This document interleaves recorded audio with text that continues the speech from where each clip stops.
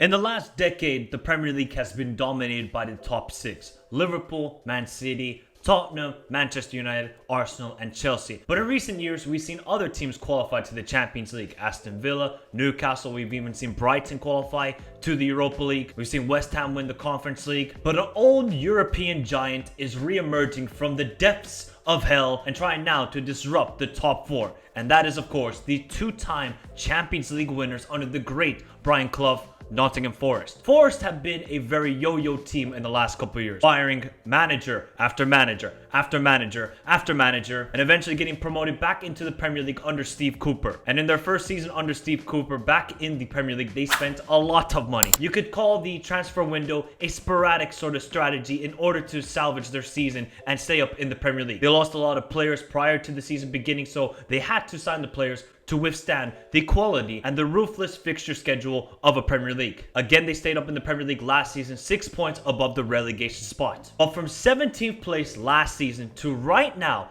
Nottingham Forest are in 3rd place in the Premier League. A remarkable job by Nuno Espirito Santo. Nuno, who was highly disrespected at Tottenham. Yes, he was sacked after 4 months. So maybe Nuno got disrespected because what you saw at Wolves was a very good team. He led Wolves to the quarterfinals of a Europa League until they met the Thanos of Europa League football, Sevilla. So Nuno has experience in European football, galvanizing a squad, and really punching above his weight. And right now, he's doing that with Nottingham Forest. And the one thing I like about Forest is in a world of football where it's all about possession, attacking style, Forest are like, screw that. We're going to play without the ball. If you look at possession stats in the Premier League, Nottingham Forest are 19th in possession in the Premier League, 39.7% per game. Only Everton and Sean Dyche are lower with 38.3%. But when Forest get the ball, it is quick, direct, and with precision, with the likes of Hudson-Odoi, to Elanga, to Morgan Gibbs-White. And while you can criticize the owner Marinakis, who's a very controversial owner with all of his allegations in Greece, the one thing you have to respect about Marinakis is he wants to be successful. Look at his team with Olympiacos. They sack manager after manager, and eventually with Mendilibar, they win the Europa Conference League and become the first ever Greek team to lift silverware in Europe. So while Marinakis is a very controversial owner, he definitely wants to be a successful owner and he wants his teams to be successful. While Steve Cooper did a very good job stabilizing the team in the Premier League, Marinakis said, we need to take this team to the next level. But no Forest fan could have expected what Nuno is doing right now. But it's also down to the transfer window. When you sign players like Milinkovic is an absolute stud. When you have Milinkovic and Murillo, that is the great wall of Forest right there. Then you have Matt Sales. Now, remember Vasi Domes to Matt Turner? They were horrific goalkeepers. Matt Sales is keeping Forest in games with critical saves. Prime example was against Spurs. Makes a couple brilliant saves on Brendan Johnson. They get the 1-0 victory. If you want to build a good team in football, it's all about the spine of the team. So with Murillo to Milinkovic to Sels, then you have the two midfielders, whether it's Yates to Elliot Anderson, who's also been a brilliant pickup from Newcastle. They're doing this all with Danilo, who was a very good transfer for Palmeiras. He's injured. So Forest actually have 4 midfielders that can start every single game. That's a great thing for Nuno right there. And Chris Wood, I mean, this guy is a very underrated striker. Yes, he's not the most extravagant, he's gonna do dribbles past this player, past that player, but he's a very old school sort of striker and one that just fits perfectly into this Forest team. Nuno has developed a very mentally strong team. Maybe in other games in previous seasons in the Premier League, if Forest went 1-0 down, 2-0 down, they would lose the game. But Forest are sticking to their principles and not going away from it. Even against the likes of Bournemouth to Brentford, they don't need possession of the ball. When they get possession of the ball, they are direct. Look at the quick counterattacks with Morgan Gibbs-White, to Elanga, to Hudson-Odoi. You got to give big credit to Elanga and Hudson-Odoi because these two players were rejects at Chelsea and Manchester United respectively. Of course, they had injuries or they didn't get enough playing time at those clubs. But at Forest, they're getting the opportunities and taking advantage of it. With their speed and dribbling, they bring a different dynamic to this Forest team that Nuno loves. He's had those at his Wolves teams, and now he's bringing it to this Forest team. And it's great to see Forest do so well. This is a team with heritage. This is a team with history, and the fans deserve it because they were a League One side. I remember one time, Forest losing to Doncaster Rovers.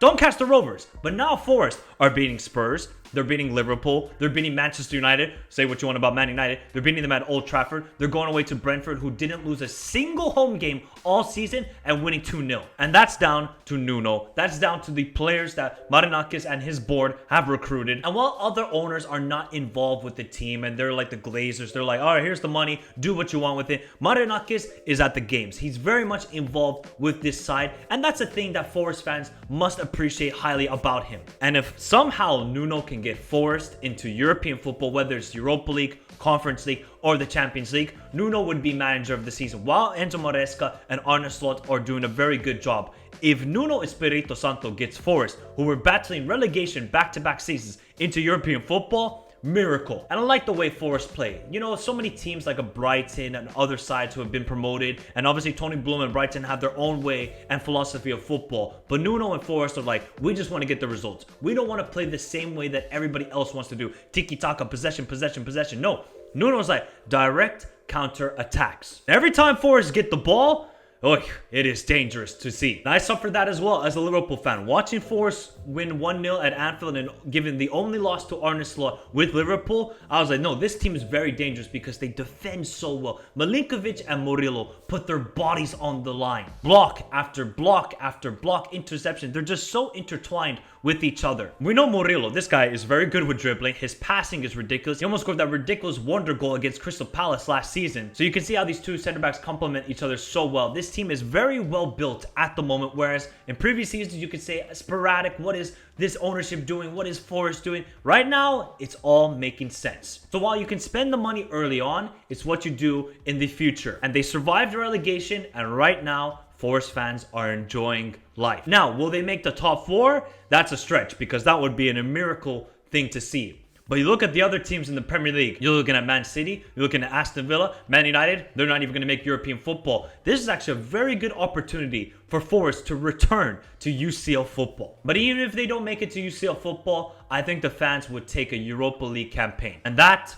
would be an awesome sight to see. Forest returning to European football. Whether it's a Tuesday night, Wednesday night, or a Thursday night, fans have been dreaming about this. And to think Forest were battling it out in the 3rd division of English football back in 2008. And this great club who once had Trevor Francis to Peter Shilton in their teams and winning back-to-back European Cups and obviously going through the dark years in League One are now re-emerging and competing with the top teams in the Premier League and even beating them. So do you think Forest will make it into UCL football this season? For me, I think they will be in a 5th, 6th, or 7th position. If they make top 4, I might have to go watch a Forest game next season. But let me know your thoughts in the comments down below. Who's the most vital player or the most impressive player for you this season with Forest? For me, it's Milinkovic. I know he was a beast at Fiorentina, but what he's doing with Forest is even better. Remember to hit the like button, subscribe to the channel if you're new around here, and happy holidays to everybody who does celebrate Christmas. If you don't get involved in Twitter beef with Hazard and Salah debates. Have a beautiful day. Stay safe in this crazy world. Until next time, adios.